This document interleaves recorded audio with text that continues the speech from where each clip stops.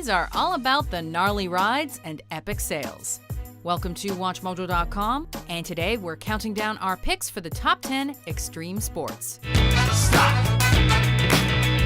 Drop. For this list, we're looking at recognized extreme sports that involve a bit of skill, technique, and intelligence.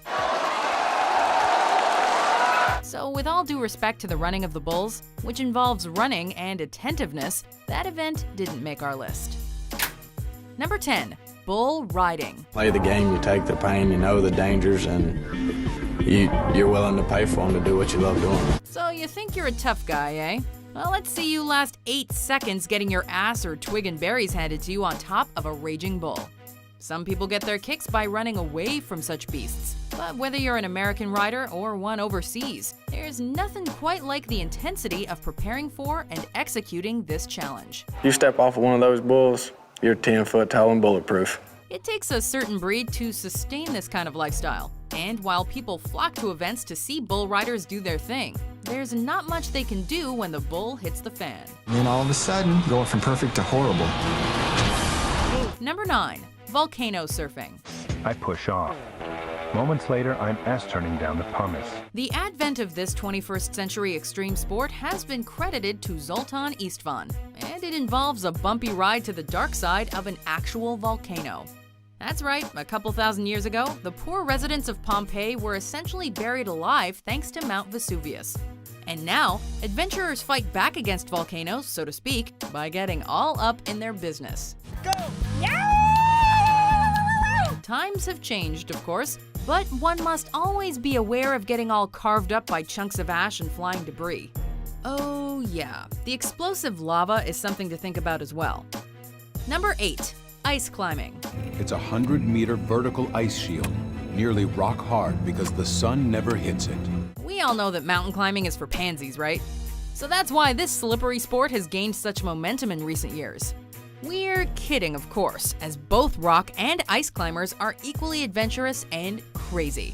Whether you prefer alpine ice or water ice, the basic laws of nature apply when climbing up a frozen waterfall. One does not simply ice climb. One comes ready with all the appropriate gear, prepared for perhaps the most exhilarating feeling in the world, and maybe a nasty fall. Number 7, highlining. Some of you may already highline on a daily basis, but probably not quite like this. My name is Philippe Petit. I'm a wire walker. Featured in the 2015 film The Walk, highlining is the form of slacklining that is done at challenging heights. This sport requires some intellect when setting up the anchor points, and of course, one must be in tip-top shape and be able to focus too, as the ultimate fail would be plummeting to your certain death. It's only been since 2010 that slacklining has really become popular, particularly in the form known as tricklining, and it builds on the examples of past high-wire artists for more creative expressions of freedom. Number 6, skateboarding. Alright, so skateboarding probably doesn't seem that extreme these days. At least not if you're at the Bart Simpson it's faster than walking skill level. But every self-respecting skater knows that some broken bones are necessary if you want to call yourself the real deal. We don't really need to explain the essence of this extreme sport, as YouTube has become a haven for countless skateboarding fails, and also some rather impressive feats. The activity is something of a gateway sport for extreme individuals, and a culture in its own right. You either skate or you don't. Number 5, creeking, also known as steep creeking. Sure, one may enjoy kayaking or canoeing, but that doesn't necessarily mean you enjoy literal downward spirals off waterfalls. But if this does sound like you, then you're a creeker. Congrats on having a name. What do you need besides a kayak and a death wish? Well, a first aid kit might come in handy, and you'll certainly need a throw bag and face mask. Those living in the Appalachians have come to know creeking all too well, and there's nothing like experiencing a first descent, whether it's your own or with somebody else. Beware of chicken heads and sieves, and always creak with confidence. Number 4, ice cross downhill, also known as downhill ice cross. I'm high in my life right now, nothing like it. The average person typically struggles when trying to lace up a pair of ice skates, and even more so with the actual act of skating. But if you grew up playing hockey and know how to maintain a certain balance, then you'll find some value with ice cross downhill. Holy moly! Hey!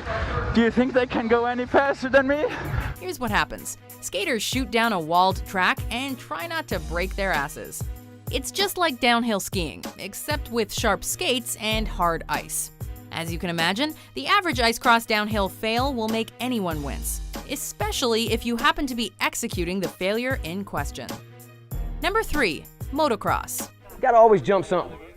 Speaking of ice, the one and only Vanilla Ice once reigned supreme in this extreme sport, as he was reportedly a 3-time Grand National Champion in Dallas. Go Ninja, go Ninja, go! Go Ninja, go Ninja, go! You could say that motocross was the next step up for skaters during the 80s, along with BMX riding. Numerous sub-competitions have emerged from this vehicular activity, whether it be freestyle, supercross, or whatever competitors come up with next. Some fly high while others keep it low. But motocross has long been a favorite among your more liberal motorcycle enthusiasts. Number 2, free climbing. Now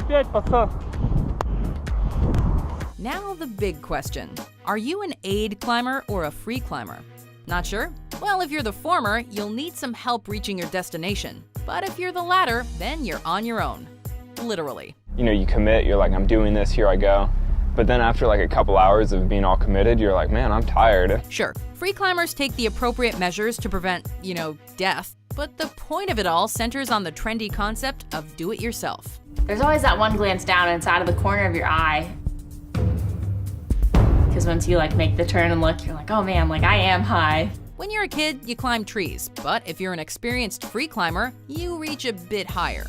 Some question the motivation of free climbers, which does make sense, but perhaps you just don't understand the feeling of exhilaration.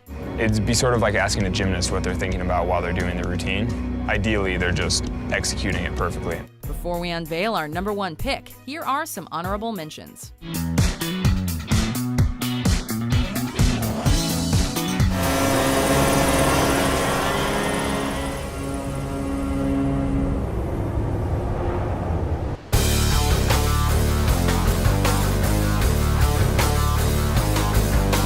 It feels good to be out here, to be back on the trail, making miles.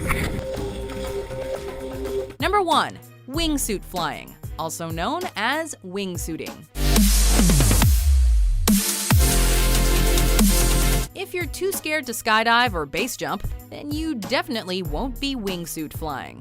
With the suit itself emerging in various forms since the late 90s, one may actually transform into a Birdman, a Batman, or even a squirrel, depending on your stylistic preferences while practicing this sport.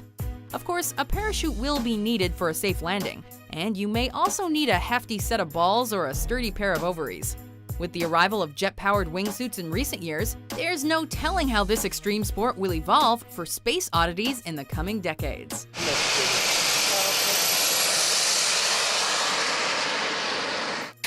Do you agree with our list? What's your favorite extreme sport? You just have to hang on and, figure it out and fight. For more mind-blowing top 10s published every day, be sure to subscribe to WatchMojo.com. It might not be the toughest route in the world, but given that most people would be happy just to make it up a flight of stairs dressed like this, it's a pretty good effort.